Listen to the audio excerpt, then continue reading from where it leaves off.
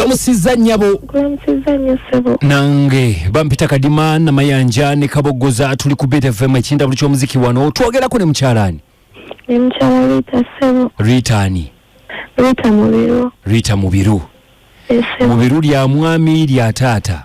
Lya taata ssebo. Okay, Rita. Wange ssebo. Tubadde nga tulaba messages zongo oyagala tukubireko. Oyina buzibu ki? Obuzibu nina ssebo. Na zaala omwana 2018. 2018. Ssebo n'ebisawo wiiki emu nga ndi nakawere. Obuzibu omugongo nnyo. Bakulongoosa? Tebannongoosa nasindika. Omugongo gwava ku ki? Simanyi nengenda ku clinic n'ennyonnyola omusawo ndi nakawere wa wiiki emu naye omugongo gunnuma. Clinic yaliriddawa? Eri eno waffe ku kyalo. Obeera wa? Mbeera Busaabala. Bw'otuuka ku clinic? Ng'omusawo Yankuba Empiso Okuva. Nga nkomayo waka neebaka kati nagenda clinic kiro budde bugenda okukeera ku makya nga omusolo gumpitamu buyisi nga n'okusituka sisobola.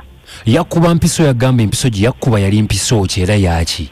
Yangamba painkiller mbu mugongo kusirika. Painkiller?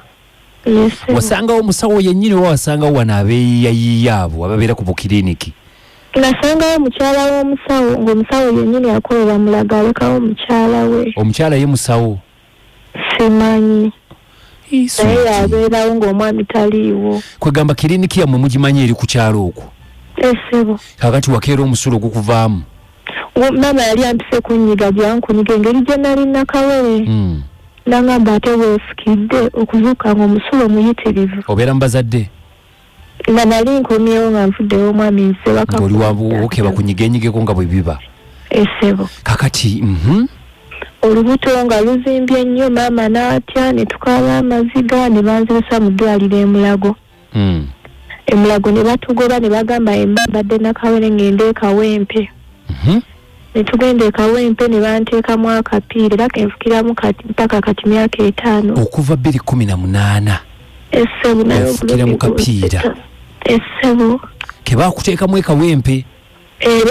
Nkakyusa buli luvannyuma lwa wiiki 3.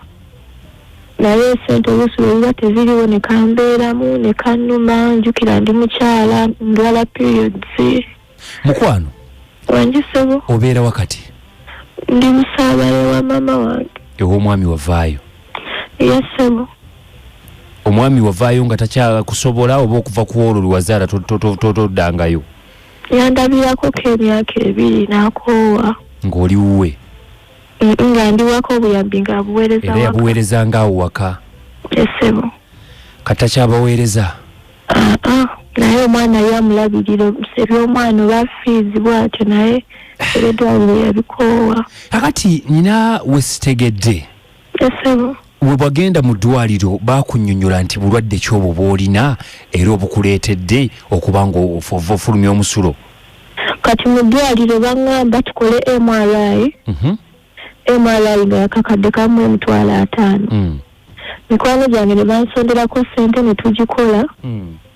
Bwe tumala ogikola abasawo ne bakebera ne bagamba mbu MRI gye twakoze si gye babadde baagala ne baddamu ne batugamba tukole endala.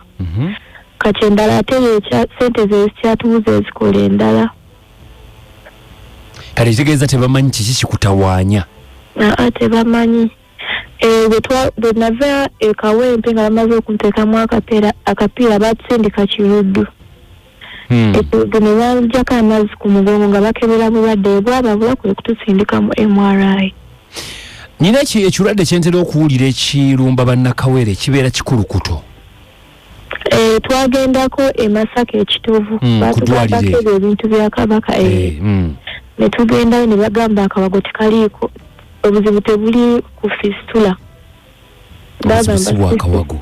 Si fistula. Kati obuzibu buno nkyanoonyereza ngamba bwavaawa? Nange sitegeera. Bansikaningako kawago nga balaga obutuli buli bubiri era n'ebifaananyi mbina mbu nina obutuli bubiri kawago bwe simanyi bwavaawa. N'omusawo n'angamba tamanyi. Era emba sirina kapiira sisobola kufuka. Olubuto oluzimba oluusi ne guyitamu buyisi nga siguwulira. Naye ng'okufuluma ofuluma bulungi? Mala emyezi nga 3. Nga tofulumye? Ssebo. Okulya? ndya naye sifuluma bwembangenda okufuluma numizibwa nnyo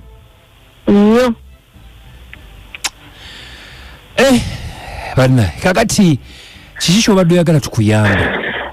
Kati waliwo eddwaliro lyebabadde bangambye okugenda okutandika okola fizio essuubi y'okuwona weeriri singa mba nfunyeko ku buyambi. Mbadde nafuna abanyambayambako awo naye ba sente ne zibanga ezigira ne zigaanamu okusaba okunyambako ku sente z'obujjanjabi bansaba $1,13 okunongoosa akawago n'okukola fizio ze tutalinawo. Mbeera na maama. Obeera na maama? Ese ate naye talina bulungi sente azangoye. Egamba embeera si nnungi okutwaliza awamu? Si nnungi, obulumi bungi. Seebaka neebakira ku mpeke oluusi eziba teziriiwo basigenda kwebaka. Pain killers? Esebo. Enamba yo tugifunye wano ey'essimu tugenda giwa abawuliriza abaffe. Esebo. Balabe wali asobola okuyamba kuba bawulira bonna eggwanga lyonna liwulira. Esebo. Baani bonna bawulira kwebali. Esebo. Tulabe batusobola okuyambibwako omukwano naye nga totya kijja kuggwa bibaawo mu nsi. Esebo. Nga ne Mukama Katonda bw'oyongera okumusaba. Nsaba. Mukama ye muyinza wa buli kintu. Oli musiraamu mukatuliki? Ndi mukatuliki. Sapule. Ngisoma. N'ogisoma n'olaba ate Mukama engeri gy'anaakuyambamu. Yes. Naye nga twagala okukusaasira katulabe kasita sitoli bagiwulidde abantu tulabe engeri gye tunaayambibwamu.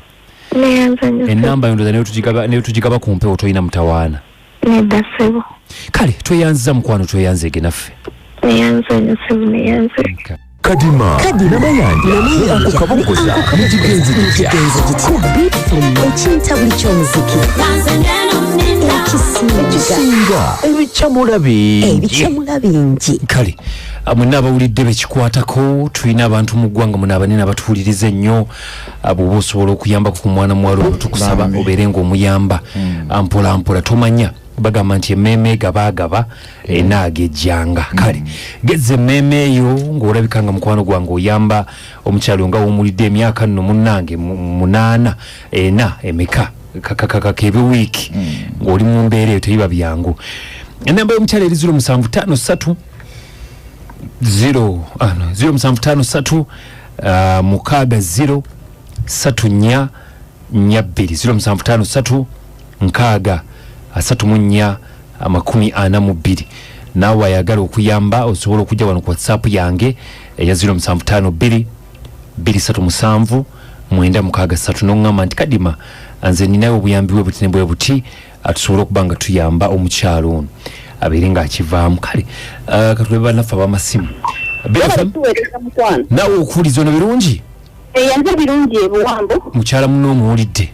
Mukyala munnange ngaali mu nnaku y'amaanyi nnyo Kadima akanamba kaddemu n'abatakategedde bakategeere bulungi nnyo sobola tunatumuweerezayo bambi. Kale tweyanzege naye ndowooza n'amanya omukyalo ono wayinza okujjanjabirwa naawe tuyambe sobola okuba nga ajjanjabibwako oba omanyi ludda wa gye basobola okuba nga bamuyamba atuweere nga tutambula omubeere naawe okuwuliriza munnaffe oyogerako ne kayita Benoni Paatu ew'obulenzi ssebo.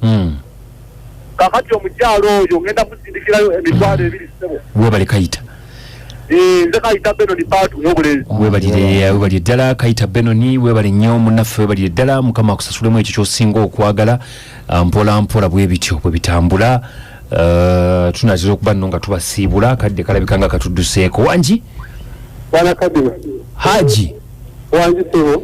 Nsanyusa okuwuliza. Nange ndi musanyusa okuwuliza. Oli otya? Alhamdulillah mwendi ndikiriye kabowa wano. Alhamdulillah. Tutumbudde biiti naddala gwe bapuliriza nnyo. Ondabira nnyo n'amajjekete. Eruweero wali? Kale ngenda muga nti Haji Kasula akutumidde. Kaakati yenda kumulamu oluvannyuma nkuwe hajati. Ye.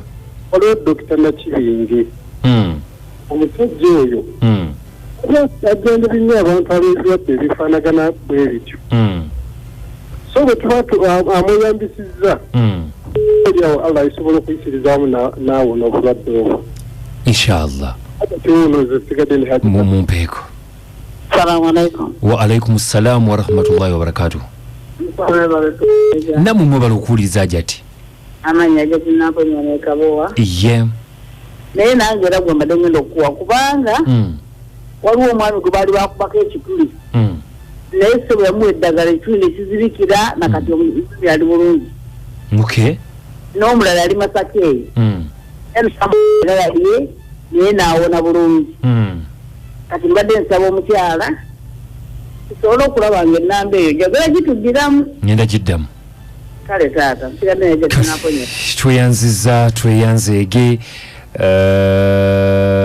kale tetujja kubanga tusukako nnyo wano bange nti akanamba nkaddemu ennamba eri 0753 nkaaga 34 0753 603442 mpola mpola kale tweyanziza tweyanzeege kale yenze kadima zena manje pese nange ankabogoza sana buna kabulufu nkobone shibime nyimba zibera mwene zisinga okucha musule bulungi for now.